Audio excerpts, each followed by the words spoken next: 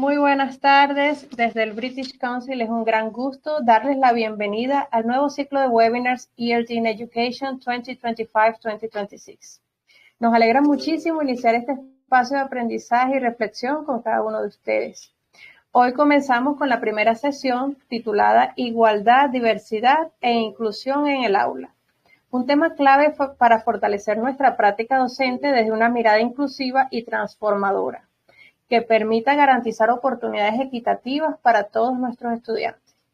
Para acompañarnos en este importante recorrido, tenemos el privilegio de contar con la doctora Rebeca Estefano, destacada especialista en educación inclusiva.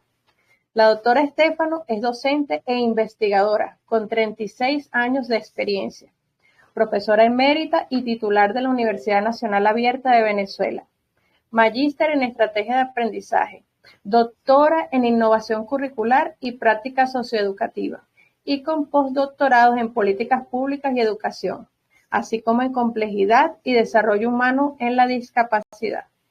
Además, es fundadora y directora de la organización Ser Inclusivo, coordinadora de investigación en el Centro de Estudios para la Discapacidad de la Universidad Monte Ávila y experta en liderazgo, inclusión social, derechos humanos, educación a distancia y diseño instruccional. Su amplia trayectoria la convierte en una guía ideal para ayudarnos a comprender cómo integrar la igualdad, la equidad y la diversidad en nuestras aulas. Les invitamos a compartir sus reflexiones en el chat para que este espacio sea realmente colaborativo. Sus preguntas serán bienvenidas y las responderemos al final de la sesión. Sin más preámbulos, demos la bienvenida a la doctora Rebeca Estefano, quien nos conducirá en esta enriquecedora sesión sobre igualdad, diversidad e inclusión en el aula. Gracias por esa presentación.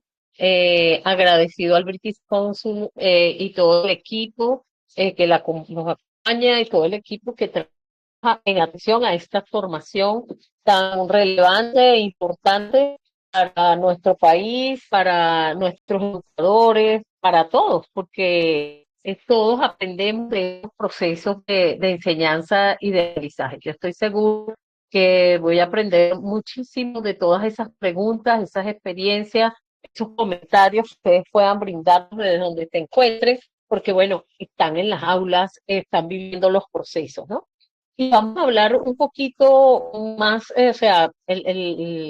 esta sesión se llama Igualdad, Diversidad e Inclusión en las aulas. Vamos a empezar como por la base, por lo específico. Ayer estaba la UNESCO presentando todo lo que tiene que ver con datos que han recogido, pero a nivel de institución universitaria, y todavía esos datos que han recogido, decía que todavía no comprendemos conceptos de inclusión, de discapacidad, de diversidad, de igualdad, y que todavía nos falta mucho concientizar todos esos procesos para poder traducirlos en lo que es la práctica educativa. Porque bueno, y todos los que están allá, no me van a decir que no, allá digo detrás de esa pantalla, nos decimos muchas veces, mira, yo soy profesora de matemáticas y yo de verdad no sé cómo voy a hacer para trabajar con un estudiante que tiene alguna condición, o yo soy profesora de inglés y mira, yo sé inglés, dar la clase de inglés, me enseñaron eso, pero en esta diversidad que se encuentra en las aulas en este momento, yo no sé qué vamos a hacer, ¿no? Entonces, es todo ese proceso de reflexión y de reflexión en atención a que las estadísticas apuntan actualmente, hay un 15% de personas con discapacidad a nivel mundial, y en nuestro país también. Hay un 20% aproximadamente de personas que están dentro del trastorno del espectro autista, y eso se ha incrementado. Antes era de 1.000, ahorita de 36, hay un estudiante.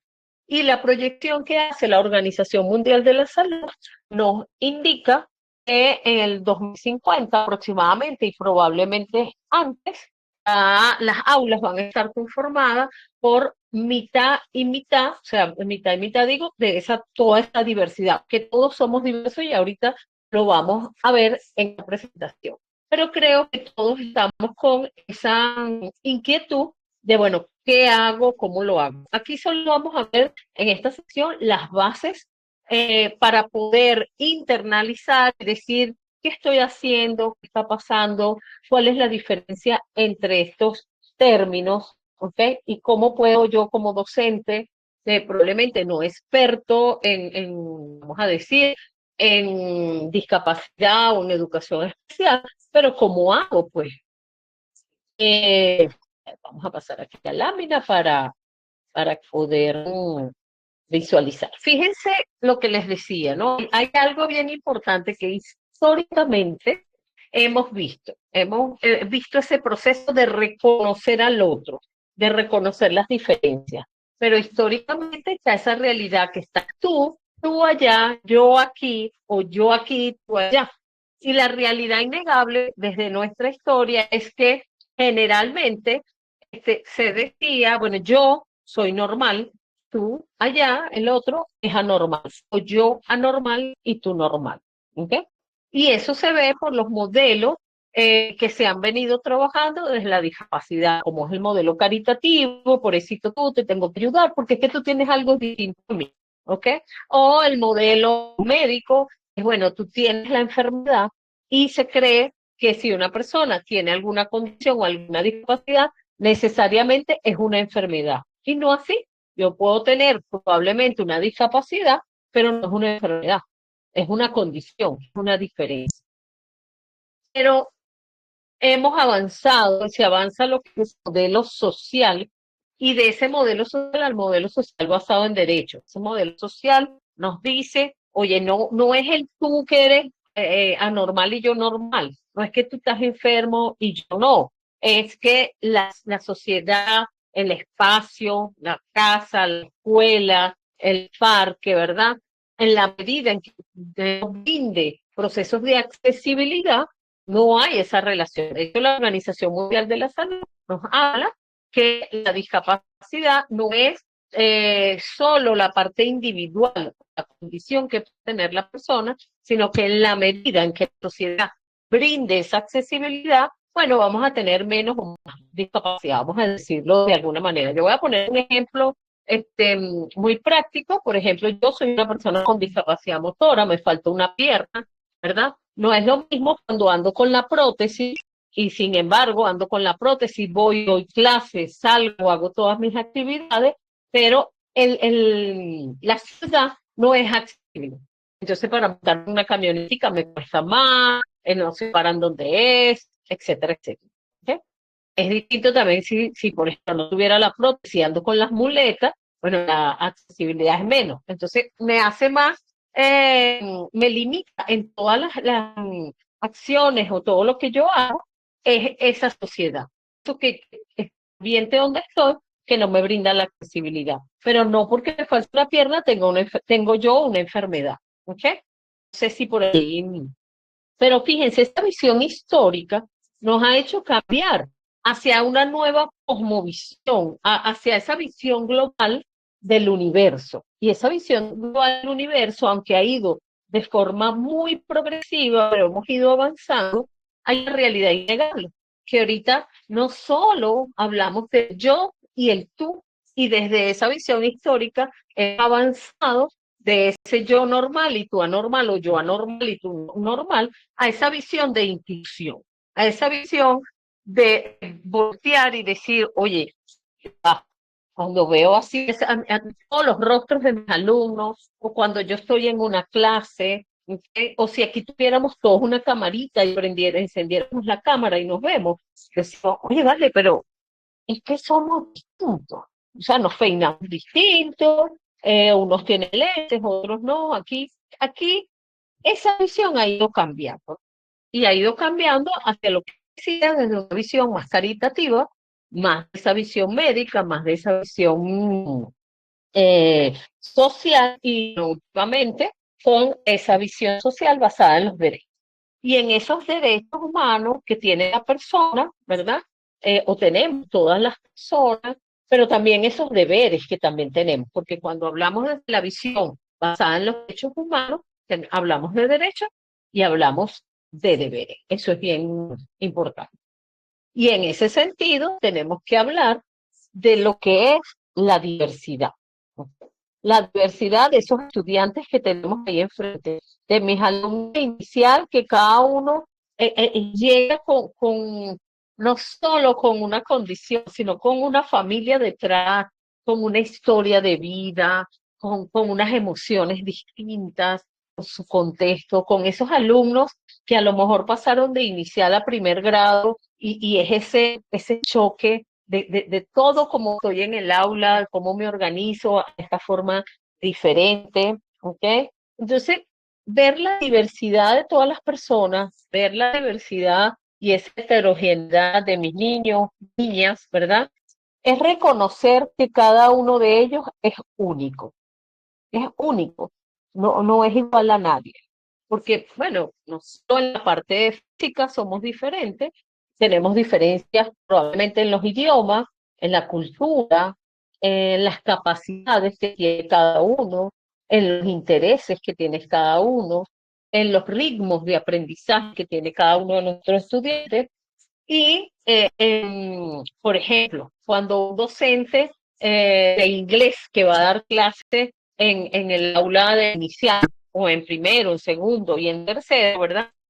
Eso allí se traduce en que tengo que pensar mi clase de distintas formas, de múltiples formas, para que mis estudiantes, ¿verdad?, puedan expresarse, puedan comprender lo que yo voy a explicar y puedan participar. Que no nos quedemos solamente en que, bueno, doy la clase y no tomo en cuenta esas múltiples formas que tiene ese estudiante para expresarse, para comprender y para participar.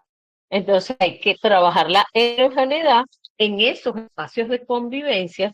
¿Por qué? Porque la sociedad debe, y más nosotros docentes, y cuando hablo de docentes, no solo es ese docente de educación inicial que está allí con su grupo de estudiantes, que sabe cada área donde va a rotar cada estudiante, o ese docente de primero, segundo, tercer grado, bueno, y todos los docentes en todos los niveles y modalidades, tenemos que concientizar que esa diversidad nos lleva o nos exige que tenemos que innovar, que tenemos que hacer cosas distintas, porque ese estudiante que tenemos allí también viene diferente, viene, a veces decimos, es que vienen con el chip, por ejemplo, tecnológico, o es que ¿qué hacen estos muchachos que son más ágiles que nosotros? Entonces, eso nos exige innovaciones, nos exige actualizaciones y nos exige abordar la heterogeneidad, abordar la diferencia. Y ustedes dirán, ah, Rebeca, ¿cómo? ¿Cómo hago con 40 estudiantes? Eso es lo que siempre conversamos todos porque lo vivimos. No crean que yo les estoy hablando solo desde lo que leo, desde lo que aprendí. No, no, también de que me toca dar clases, de que me toca escuchar al otro, de que y a veces digo, ¿cómo hago, no? Con esta cantidad de estudiantes, trabajar las diferencias y abordar la heterogeneidad. ¿Por qué? Porque abordar esa heterogeneidad y pensar en eso me lleva a ver el modelo homogeneizado que hemos traído culturalmente. Todo para igual, o sea, la misma clase de inglés para todos, ¿ok? La misma canción igualita para todos. Entonces, eso me lleva a romper, a derribar una barrera de que, bueno, todos para poder abordar esa diferencia. Entonces les digo, hoy la actividad va más abocada a esa parte de conocer esas bases de esos términos que parecen que los conocemos perfectamente, pero que a veces decimos, oye, ya va, ¿cómo lo manejo? ¿Cómo traslado eso a mí? El otro elemento es la igualdad. ¿Okay? La igualdad se ve en dos contextos, vamos a decirlo de esa manera. Uno, que la igualdad es reconocer el derecho. Somos diferentes en condiciones, somos heterogéneos, ¿ok? Pero todos somos iguales en derecho. O sea, diferentes en condiciones, pero iguales en derecho. Entonces yo, como docente, debo reconocer ese derecho que tiene mi estudiante a la educación, a aprender, a recibir una educación de calidad, a que mis estrategias sean distintas, diversas, para que pueda generarse esa educación de calidad. Esa es una vía de lo que es igualdad. Ya vamos a ver la otra. ¿Qué pasa en el aula? Aquí yo reconozco el derecho de mi estudiante y de hecho estoy segurísima que todos de donde están, sí, inscríbalo, yo lo recibo, yo doy la clase, aquí estamos con mis 30, mis 40 o mis 25 estudiantes. Pero hay algo bien importante que tiene que ver con esto de la igualdad, pasar a los otros términos. Fíjense que la igualdad en derecho está bien, pero ¿qué pasa en la igualdad cuando estamos en el aula? Estoy dando la clase, ¿ok?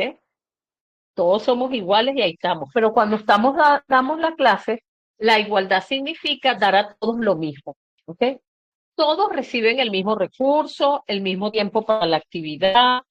Por ejemplo, en inglés todos escuchan la misma canción, hacen la misma tarea, sin ajuste, todo igualito. En mi nieto en estos decía, hay una canción que se usa mucho, sobre todo en los primeros grados, no me recuerdo ahorita, pero como que siempre me la canta, ¿no? Pero todos es eso, ¿no? Todo es igual. Entonces hay igualdad en que planificamos todo igualito. ¿Qué pasa con esa igualdad? Y ustedes van a decir, bueno, Rebeca, pero ¿cómo quieres que planifique diferente para cada niño? Que la igualdad, todos reciben lo mismo, ¿verdad? Pero eso no garantiza que todos puedan acceder y aprender a ese contenido que yo estoy dando. Entonces tenemos como que ir reflexionando en ese sentido. El otro elemento que tenemos que trabajar aquí es lo que es equidad y lo que es inclusión. Fíjense que venimos de diversidad, igualdad, que va en dos contextos. El contexto de la igualdad en derechos que tiene todo el mundo, a pesar de que seamos distintos en condiciones, pero la igualdad de cómo planificamos, cómo damos la clase, que eso no va a garantizar que esa persona aprenda. Tenemos lo que es la equidad. La equidad es reconocer las diferencias. La equidad es adaptar lo que se ofrece según lo que cada niño o niña necesita.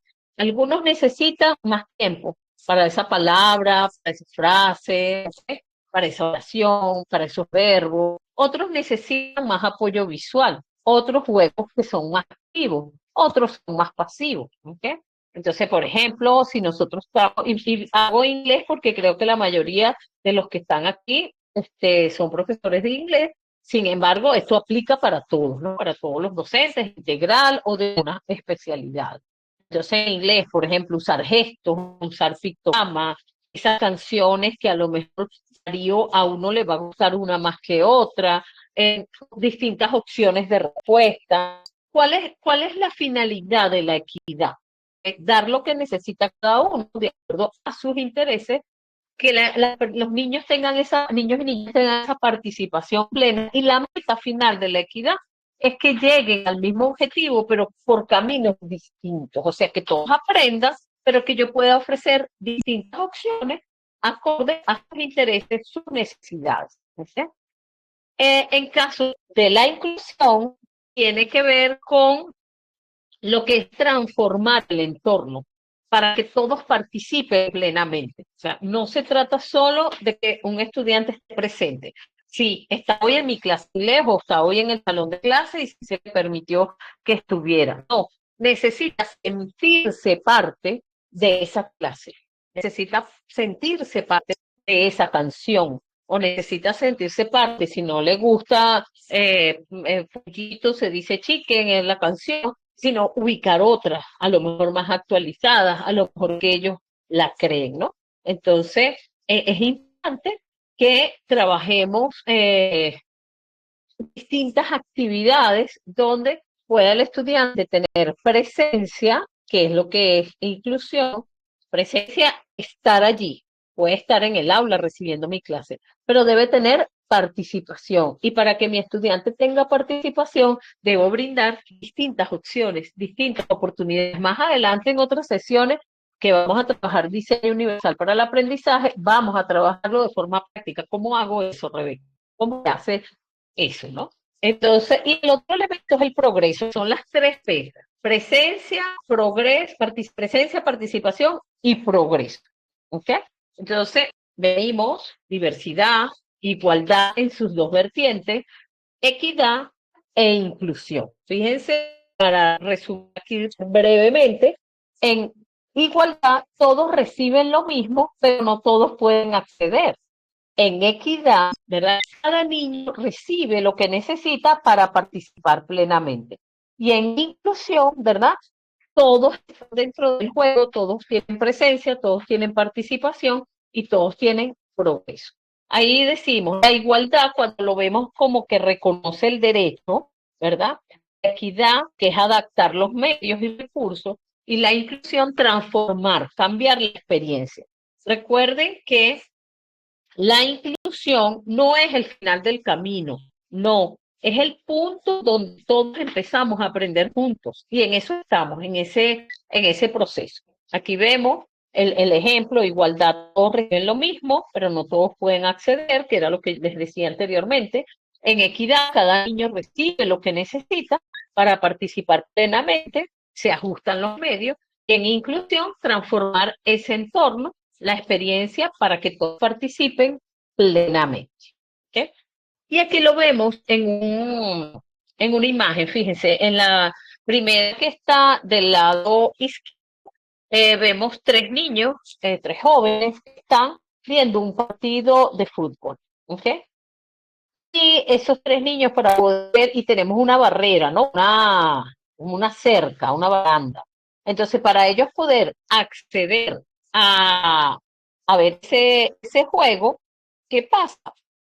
Este, es como que vamos a dar una clase. Aquí tenemos una planificación estandarizada, igual para todos, igualito. ¿Okay? Pero en la lámina que está en el medio se hizo lo que se llama ajustes razonables, que lo vamos a ver con más detenimiento adelante, o sea, más adelante, y eso lo establece la, la Convención Internacional para las Personas con Discapacidad, lo que es ajustes razonables. También la ley igualdad, equiparación de oportunidades, que también salió en el 2024, lo establece, y por allí circula la circular 001, que también así lo establece. Entonces, fíjense qué pasó, se colocaron dos banquitos para el niño que era más bajito, otro banquito para el menos bajito, para que vieran cómodamente. Pero eso es una práctica inclusiva. Sin embargo, avanzamos a ese proceso de inclusión, ¿verdad? Y ahí veríamos lo que es diseño universal para el aprendizaje, que es eliminar las barreras. Se eliminan las barreras para que los tres, en igualdad de condiciones, puedan acceder a ese partido. Esto es un ejemplo en deporte, pero en la clase podemos hacer algunas actividades que nos brinden trabajar todo ese proceso. Y vamos a ir progresivamente de esos ajustes razonables a ese diseño universal para el aprendizaje. La idea es, como les decía al inicio, romper lo que es todo es la educación homogénea, igual para todos. La diversidad podría ser obligatoria, o sea, porque en todas partes somos distintos, somos diversos, ¿verdad? Pero la inclusión es optativa y muy optativa para mí como docente. Yo docente que digo, no, no, voy a cambiar. En estos días un docente que fui a dar una charla a un colegio y me decía, pero profe, ¿cómo hago si de 35 estudiantes tengo 17 estudiantes ya diagnosticados dentro del espectro autista y con TDAH? ¿Okay? Y yo le digo, fíjate, tú te estás adelantando, le decía yo a ella, o te está pasando ese adelanto de lo que dice la Organización Mundial de la Salud, que vamos a tener mitad y mitad o mitad más uno en esa diversidad, le digo yo. ¿Qué hacemos? Le digo, los sacamos a todos. No tienen el derecho a la educación. ¿Mm? Ojo, ojo, que hay desafíos, que hay retos que nos va a enfrentar, y uno de los desafíos y de los retos es formación. Yo celebro esta formación que le están dando porque son pinceladas, son elementos que tú dices, mira, no es de esta forma, o ya tengo más claro qué diferencia hay entre qué es igualdad, qué es inclusión, qué es equidad, para yo poder trabajar y decir qué hago o qué no hago. En ese sentido, es importante que repensemos ese concepto de diversidad e inclusión, que repensemos ese concepto de igualdad y de equidad. Verdaderamente cuando hago una clase, el hecho de que la haga de forma igual para todos, les estoy brindando a todos esa posibilidad de que aprendan y avancen, ¿ok? Hay que pensar en esa perspectiva de innovación y productividad, ¿ok? Sé que a veces nos cuesta, hay que ir como más adelante de los muchachos, que ustedes ven que te agarran el teléfono y te dicen, no, maestra, esto usted lo puede hacer de esta forma, y te lo hace. Tú dices, uy, Dios mío, estos muchachitos, ¿no? Y nos pasa en la casa con los hijos, con los nietos. ¿Ok? Tenemos que pensar que en la medida en que haya más inclusión, hay más productividad, porque esa diversidad en esos mismos estudiantes nos ayuda a ver que hay fortalezas, que hay debilidades y que cada uno puede apoyarse en el otro. Y que las habilidades que a lo mejor yo tenga, ¿verdad? De eso se puede beneficiar otro y de las que el otro tenga me puedo beneficiar yo. Y si desde los niveles iniciales, imagínense, en niños desde los primeros niveles, primero, segundo y sucesivamente, vamos sembrando la semilla del respeto a esa diversidad, del respeto a ese proceso de inclusión, del respeto a que cada uno aprende de forma distinta y diferente, en esa medida podemos ir construyendo una sociedad inclusiva. Fíjense que no es solamente un tema de equidad, sino también, o sea, de equidad, sino de productividad. Mi estudiante si yo trabajo de forma equitativa, o sea, que voy de acuerdo a esos intereses, los agrupo de acuerdo a esos intereses, ¿verdad? Y esas habilidades, entonces va a ser más productivo porque voy a hacer las cosas porque eso me gusta. Porque a lo mejor aprendo inglés más rápido con la canción, pero a lo mejor el otro niño lo aprende más rápido con el texto, el pictograma, por ejemplo. O el otro lo aprende más rápido con el video que estoy colocando. Ustedes dirán qué difícil es. Yo lo veía en esos días cuando trabajábamos con inicial, en educación inicial. Están todas eh, las áreas donde trabajan los muchachos. Pero cuando yo voy como docente de inglés, me paro y doy mi clase.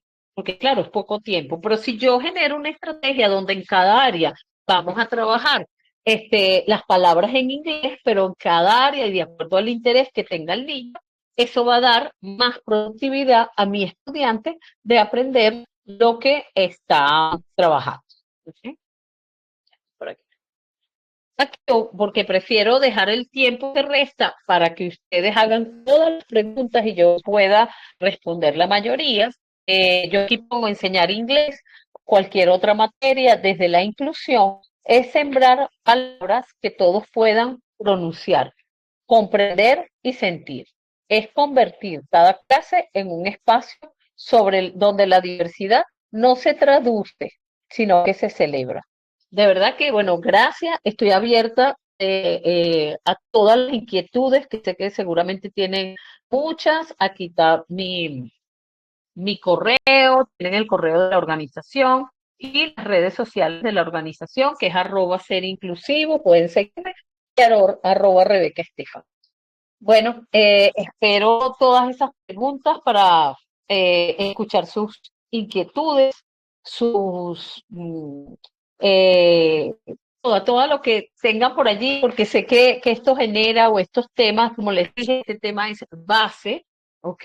Para todo lo demás que viene. O sea, si manejamos estos términos, ya vamos a ir progresivamente trabajando mucho mejor lo otro. Entonces pueden dejar sus preguntas por el chat para yo poder responder.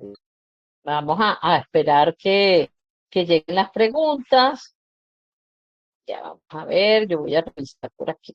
Bueno, espérame. Aquí en el teléfono y bueno, las muchachas me van a ayudar. Ok, bueno, pueden ir escribiendo todas sus inquietudes. Eh, ya, vamos a ir viendo desde aquí. Bienvenidos a todos, chévere, tenemos Caracas, Guárico, Yaracuy, y fíjense, cada uno en ese espacio tienen realidades tan diferentes que, bueno, pues, a ver, María Di Perri dice por aquí que quiere opinar. Dice, el trabajar la inclusión es algo continuo para que nuestros estudiantes se acepten tal como son, así como también el entorno escolar, sea el personal que labore en esa institución y demás estudiantes. De acuerdo contigo, María, de verdad. Eh, a ver.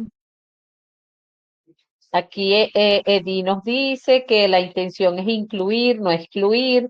Muy importante, Edi. Y es importante que en ese proceso de inclusión reconozcamos estos términos para poder saber que, mira, Yudeisi dice, sí es así, a veces hay alumnos que se destacan en unas destrezas más que en otras. Lo importante es aprovechar esa diversidad. Me encanta, Yudeisi, así es.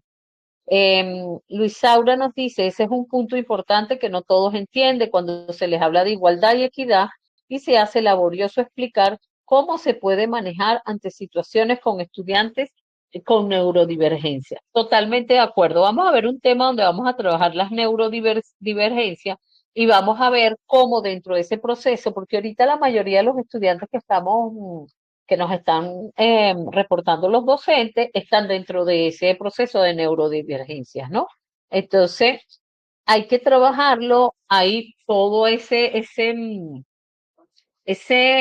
no es un boom, sino toda esta situación mundial de los derechos y que es importante que los trabajemos y podamos saber cómo incluir a estos estudiantes. A ver, hay que aprovechar al máximo. Muy bien, déjeme ver si hay alguna pregunta. Lilian, el maestro debe aprovechar cada habilidad y transformar el aprendizaje. En una clase podemos dar el mismo contenido, pero utilizar diferentes estrategias para estudiantes con condición. Allí hay inclusión e igualdad. Muy bien, Paula, excelente. Eh, ok, aquí María Fernanda me dice, eso se llama inglés diferencio. Yo no aquí no sé mencionarlo, vamos a ver. Em, ya, sigo viendo.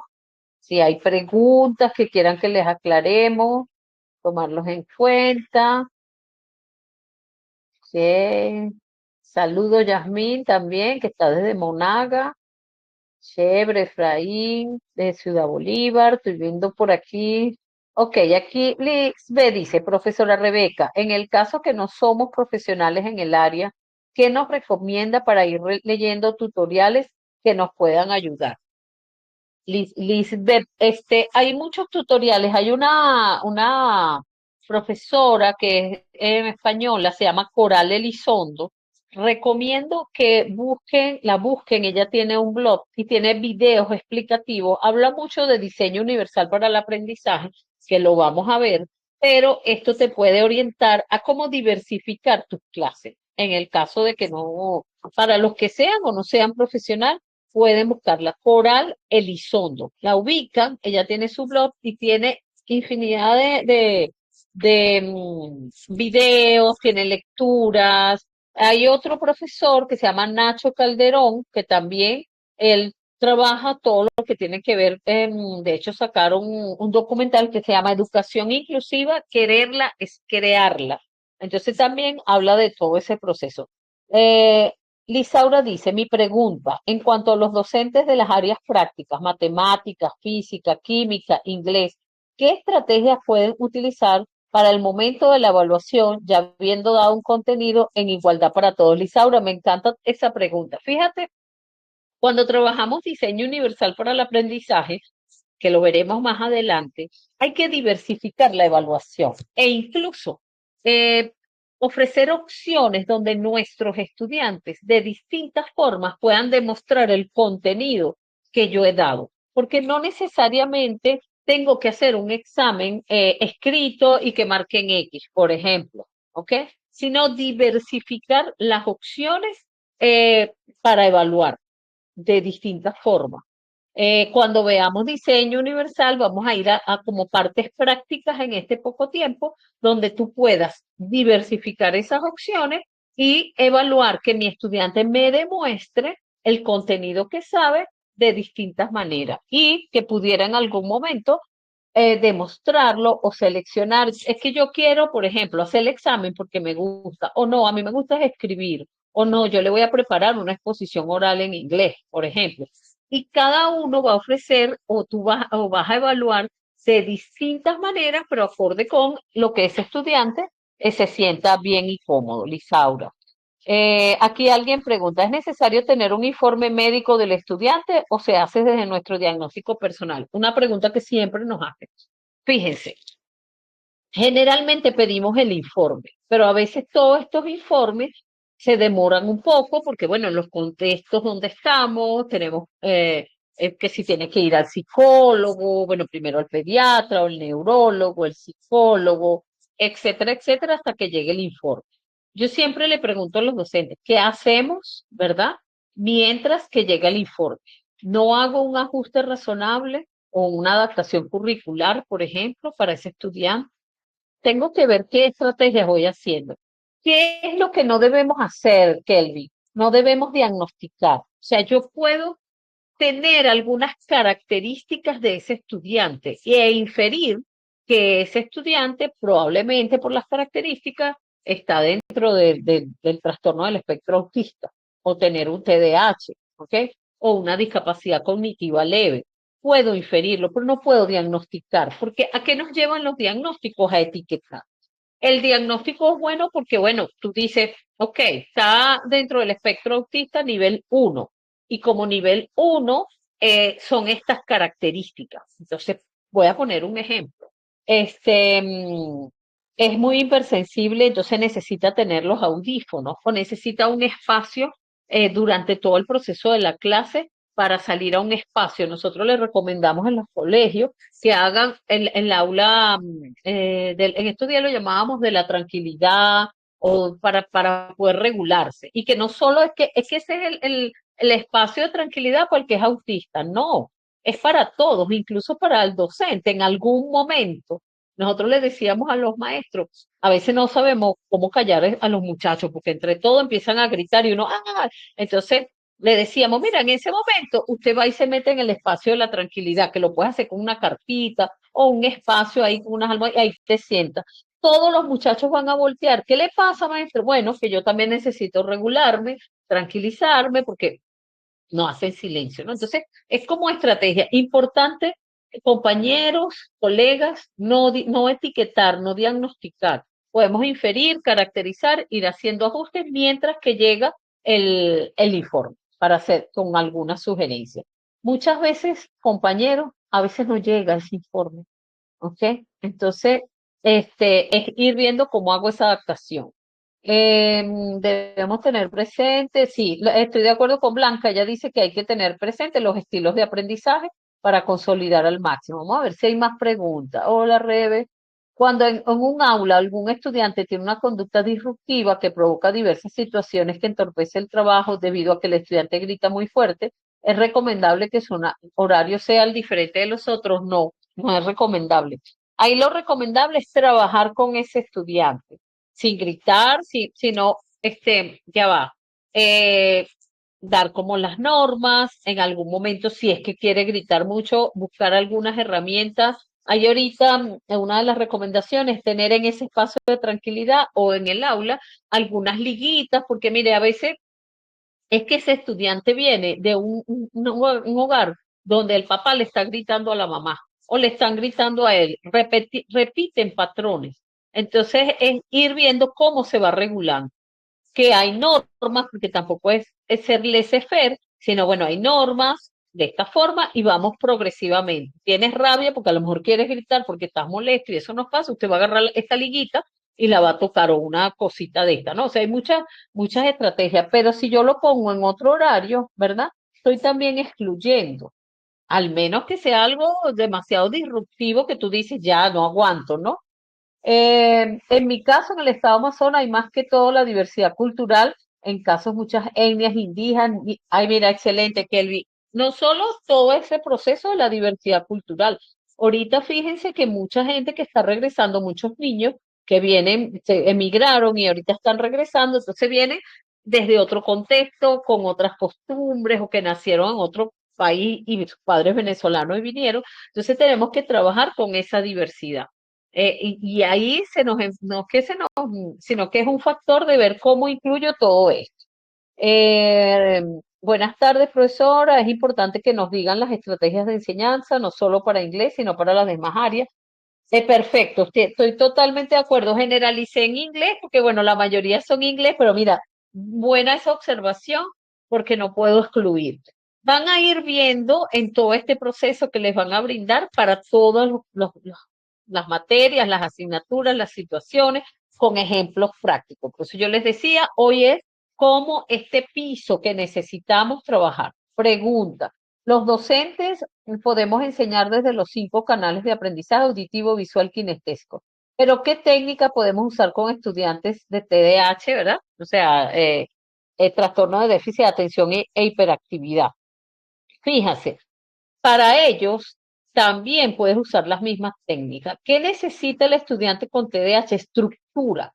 Estructura. Estructura cómo. Tú tienes que trabajar, por ejemplo, en el salón o con él lo que es horario, cronograma. Entramos, nos sentamos aquí, si necesitas un espacio, porque es su cerebro, cuando veamos neurodiversidad, van a ver, y neurodivergencia, vamos a ver cómo funciona el cerebro de cada uno. Entonces no es porque el muchachito quiere fastidiarse, quiere parar, no está atento, sino porque él necesita que tú le des estructura para que ese cerebro se concentre, para que el cerebro se calme. Entonces, ahí vamos a ver distintas estrategias donde ustedes pueden trabajar. Pero igual, el estudiante con TDAH hay que trabajar todos esos canales, pero hay que ver cuál es el que le gusta, porque probablemente tú te vas a trabajar visual y él es más kinestésico. Entonces, ¿qué busco para esa actividad? Que se trabaje lo kinestésico. Estoy dando lo general, muchachos, lo básico, porque como les digo, más adelante vamos a profundizar.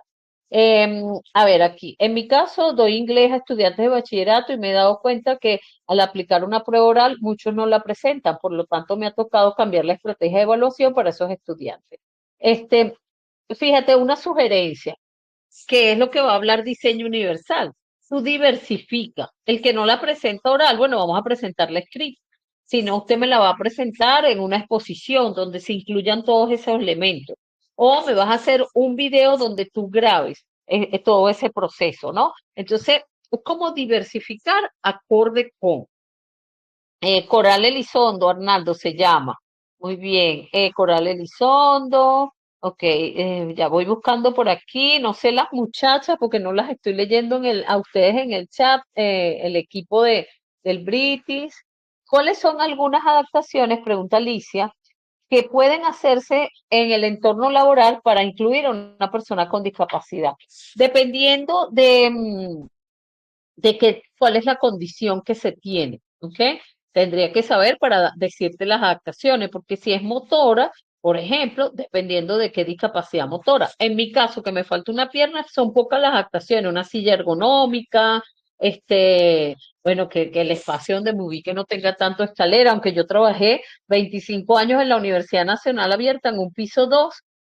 Mi compañero decía, pero di que te bajen, pero arriba en ese piso estaba todo el equipo, y yo le decía, y me van a excluir, le decía yo también quiero estar ahí con ellos, comer con ellos, y entonces, bueno, me adapté, pero se buscaron las formas de conseguir un ascensor y eso no se logró, y bueno, yo me fui adaptando, pero dependiendo qué condición se tenga, no puedo darte una especificidad hasta no saberlo.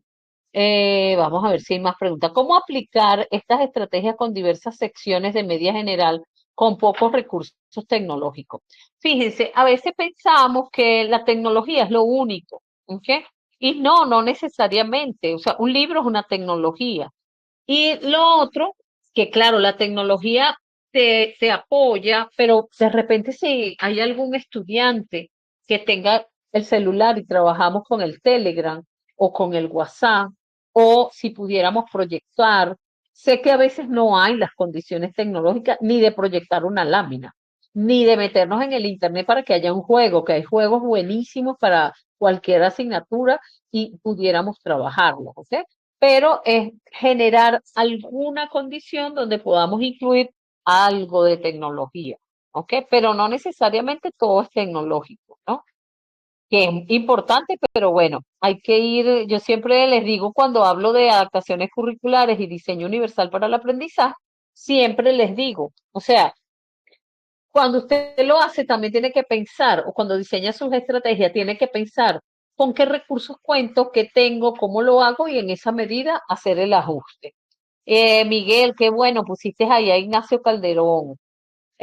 Luis dice, hay una realidad en los planteles públicos, el exceso de matrícula y la neurodiversidad, cuando la atención debe ser personalizada por los casos y hay horario de atención. Mi pregunta es, ¿cómo se podría hacer en esos casos?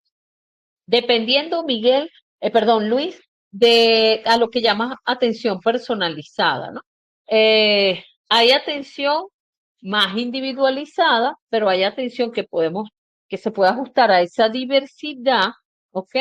Es sin necesidad de sacar, porque cuando hablas de eso más individual, más personalizado, tienes que sacar al chamo. Ahí hablamos cuando tenemos las aulas integradas, donde se saca a ese niño a reforzar, vamos a decir, esos conocimientos, ¿no? Entonces hay que generar, y como les digo, hoy no van a tener todas las respuestas a esas estrategias, sino que a lo largo de este proceso estoy segura que por lo menos van a avanzar un poco en las estrategias.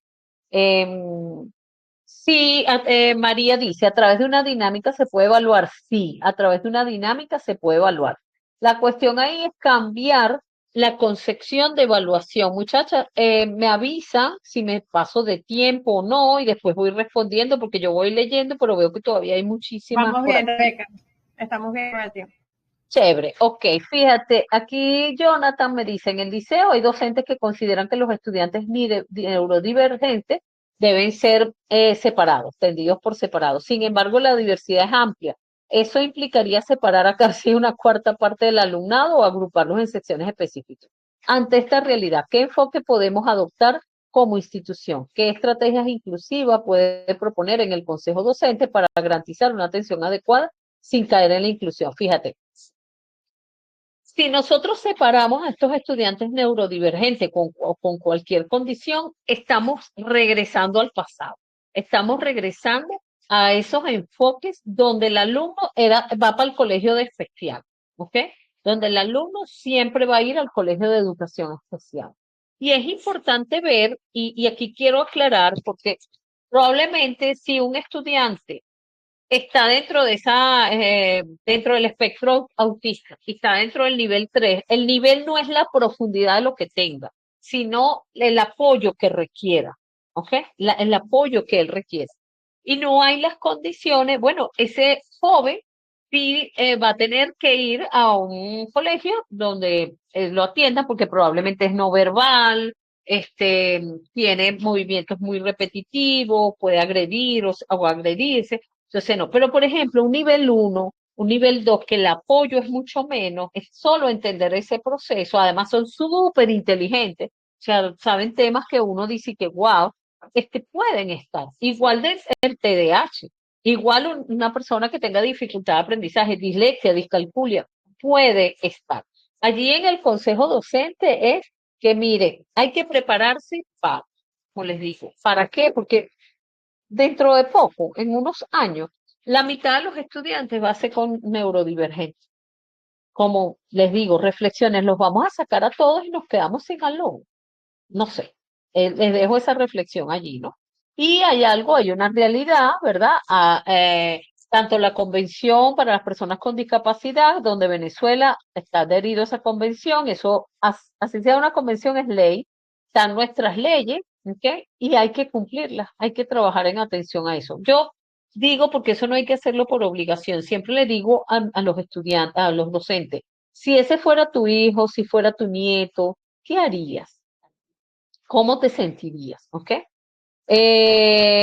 Frasicia dice, la verdadera inclusión se construye en la forma en que escuchamos nuestros estudiantes, es como validamos sus historias y sus formas. Ok, voy a ir buscando a ver si hay preguntas, hay muchísimos comentarios, muchachos.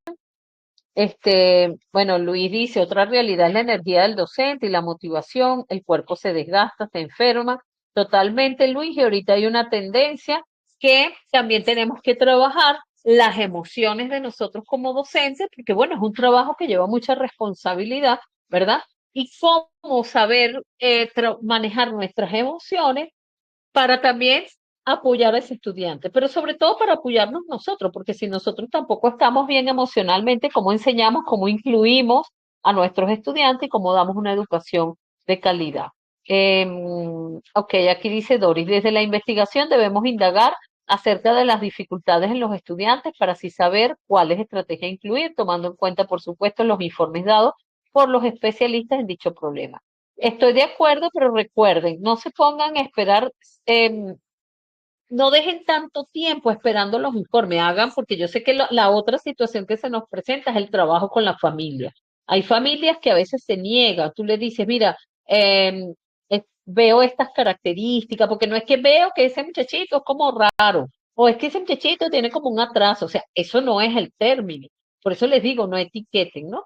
Pero bueno, los procesos de llevar a un niño, una niña, a todas las evaluaciones, porque deben ser varias, por ejemplo, para el diagnóstico del trastorno del espectro autista deben ir como a 5 o 6 sesiones nada más con el psicólogo para todas las pruebas. Entonces es como un poquito largo. Mientras tanto, tenemos que generar algunas acciones o algunas estrategias para.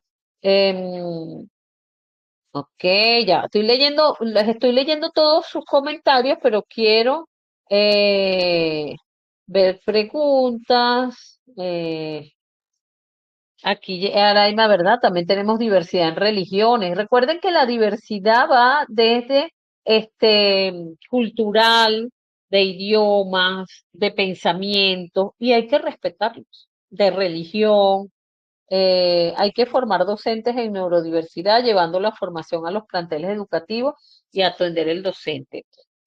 Totalmente, estoy de acuerdo contigo, necesitamos formación y requerimos ese apoyo también. Ustedes en esta formación van a disfrutar, si continúan aquí, también de una sesión donde van a trabajar sus emociones, ¿no?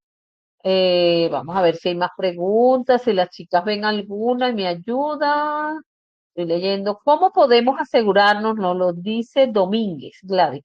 ¿Cómo podemos asegurarnos de que la igualdad no sea solo un valor declarado, sino una práctica diaria? Wow. Recuerda, Dominga, que la igualdad tiene que ver con la igualdad del derecho, porque no podemos en el aula generar igualdad, porque todos somos diferentes. Si generamos igualdad en el área, en el aula, me refiero a las clases, a nuestra planificación. Estamos volviendo a nuestra planificación que es homogénea, ¿ok? Igual para todos. Ahora, vista la igualdad como el derecho que tengo a, ¿verdad? A la educación, así sea distinto, así sea diverso, por allí sí, ¿oíste? Y hay que ir a la práctica, pero no reconociendo ese derecho a que somos iguales a la educación, pero no a recibir todo igualito. No sé si me expliqué, ¿oíste? ¿Qué estrategias podemos aplicar en el aula cuando tenemos un estudiante que es sordomudo? Aquí les hago una, lo dice Fabiola Colmenares.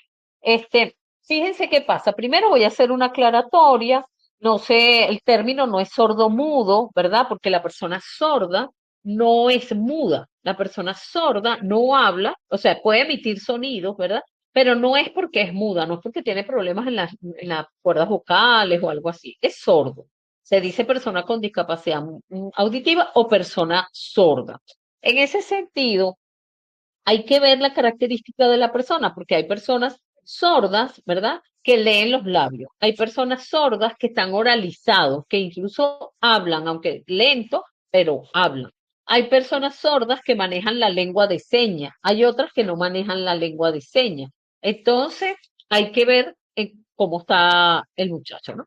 ¿Qué pasa, muchachos? Generalmente, los estudiantes con discapacidad auditiva, sordos o hipoacúsicos, la recomendación es en los primeros grados, ¿ok? Van a una escuela para sordos para aprender la lengua de señas, todo ese proceso, a socializar, a relacionarse. Y generalmente los vemos a partir de primer año en adelante. ¿Qué es importante allí, muchachos, también? Bueno, me atrevo a decirle, muchachos, compañeros, colegas, es también preguntar si es un niño que viene escolarizado, bueno, trabajar ese proceso, pero si está en inicial y los primeros niveles, bueno, preguntar, lee los labios, es oralizado, vamos a trabajar con señas, podemos contar con un intérprete si es que la maneja, etcétera, etcétera. Es todo un proceso, pero se puede, pues. No se puede, la manera tienen diversas, creo que la mejor manera, ya estoy viendo por aquí, a ver si hay más preguntas. Me gusta mucho lo que dice Domínguez Gladys, que dice que necesitamos estar preparados, tener conocimiento, aplicar sobre todo la pedagogía del amor, y es importante, o sea, mientras más formación, porque a veces hasta mire, a veces nos da miedo, porque a veces decimos, oye, es que no sé cómo voy a atender a este estudiante con discapacidad auditiva, o a este estudiante que está dentro del espectro autista, o a este estudiante con déficit de atención, ¿qué hago, no? Entonces, la idea es, y, oye, aprovechen todo esto que se les está brindando, prepararse, ver cómo lo hago. Hoy es la base, estas palabras o esos términos que necesitamos tener claros, pero después van a aprender y profundizar esto. Lisaura dice, ¿qué tan cierto es que estos estudiantes deben ser avanzados aun si no superan o alcanzan los criterios de la evaluación? Mira, no es cierto. O sea, si usted la supera, usted avanza, pero si no, no avanza, como pasa con cualquier otro estudiante. Porque si no estaríamos engañando a ese estudiante y engañando a sus padres, ¿no? Entonces, de acuerdo a sus habilidades, a sus capacidades y a las estrategias que yo también estoy brindando para podemos lograr que vayan avanzando. ¿Será posible que lleven más formación para los docentes y trabajadores en los liceos? Es imperiosa necesidad. Bueno, tienen que hablar aquí con el British, con el ministerio, etcétera, etcétera. Esa es Naide. Pero para mí es una imperiosa necesidad, estoy de acuerdo contigo. Y que se haga desde esa parte práctica. Yo estoy desde el Centro de Estudio para la Discapacidad de la Universidad Monte Ávila, hemos dado formaciones, de hecho recientemente fuimos a Paria, a Río Caribe, y bueno, estamos generando toda una formación también para allá y ellos decían eso, ¿no? La necesidad fue a un liceo. Hoy, por cierto, la directora me escribió diciéndome que ingresó un estudiante solo. Ella y que no nos abandone, profe, no, vamos a hablar con usted para ver cómo hacemos. Edith dice que le gustaría aprender también la enseñas como herramienta para mi trabajo. Excelente. Hay organizaciones que lo dan. El Pedagogo de Caracas tiene un diplomado que es a distancia. Aquí hay alguien, Aixa dice, bueno, ¿qué estrategias en el área de educación física puedo aplicar con niños de diversidad, autismo, TDAH? Mira, qué buena pregunta. En estos días estuvimos en 3 colegios con 171 maestros presencial y estaba una profesora de educación física, ¿no? Y ella nos indicaba que cómo hacía, que qué hacía con estos estudiantes. Y yo le digo, ahí tienes un potencial de ver, por ejemplo, con el estudiante que tiene TDAH, bueno, qué le gusta y hacia dónde puede armar o diversificar esos intereses. Ahí es importante identificar a ese estudiante, o sea, ver las características, no identificar para diagnosticar qué tiene o qué no tiene, ¿ok? Y nosotros estuvimos en unos colegios, 2 colegios, bueno, varios colegios, pero hubo un colegio en el Latillo, de la zona rural del Latillo, donde pudieron trabajar con un estudiante que muchos no tienen diagnóstico, pero por circunstancias familiares muy fuertes, el niño donde ha buscado refugio ha sido en la clase de educación física, ¿no? Le gusta el fútbol, entonces ahí se queda, todas las clases han ido negociando, porque le gusta educación física, la profesora buscó para que entraran algo de fútbol. Entonces, bueno, es ir generando estrategias que progresivamente iremos a aprender. ¿Cómo puedo, dice Magali, muchachas, ustedes me van avanzando, cómo puedo crear un clima de aprendizaje que valore la diversidad y la diferencia de los estudiantes de media general? Es todo un proceso, Magali, que hay que trabajar, sobre todo porque comprendo esa pregunta donde los estudiantes cada día ven las diferencias para etiquetar, para burlarse, para hacer ese tipo de actividades, ¿no? Entonces, es bueno ir bajando, por eso yo decía, en los niveles iniciales, primero, segundo, tercer grado, etcétera, ir trabajando. Y por eso sí hay niños diversos y distintos donde se valora el respeto, estos va a enriquecer más, ¿no? Y van a llegar a bachillerato, pero bueno, ya los que tienes aquí Ajá, probablemente con ejercicios prácticos que se pongan en el lugar del otro, llevando charlas, etcétera, ¿no? Creo que ya dicen los teques cerca de la Plaza Miranda, dan los cursos gratis, los recomiendo totalmente. Yo comienzo el próximo jueves. Es el curso de lengua de señas. Ay, qué bueno, Lisbeth, me encanta. Este, pero bueno, mira, aquí están los que están en Portuguesa, los que estamos en Caracas. Pero bueno, por ahí de verdad vamos a seguir generando acciones. Estoy seguro que el British Council durante todo este tiempo y van a ver todo lo que van a ir aprendiendo y bueno, buscaremos otras opciones, otros programas que sé que el docente lo quiere, lo necesitamos todos, lo necesitamos todos. Porque es la sociedad. Desde cómo me voy a parar al lado de una persona ciega o de qué lado del bastón o de una persona que anda con la prótesis o cómo voy a agarrar la silla, hasta cómo voy a dar la clase a ese mundo diverso que está enfrente de mí. Veo ahí a la chica que ya creo que estamos en la hora. Ustedes me dicen, muchachos, recuerden que bueno, estoy a la hora. Rebeca, muchísimas gracias. De verdad que ha sido muy enriquecedor este taller y espero que todos los participantes se hayan beneficiado de este hermoso aprendizaje. Bueno, te esperamos pronto. Vamos a tener otro webinar más o menos dentro de 15 días, el 2 de octubre, a esta misma hora y en este mismo espacio. Muchísimas gracias, Rebeca. Chao, bendiciones, cuídense.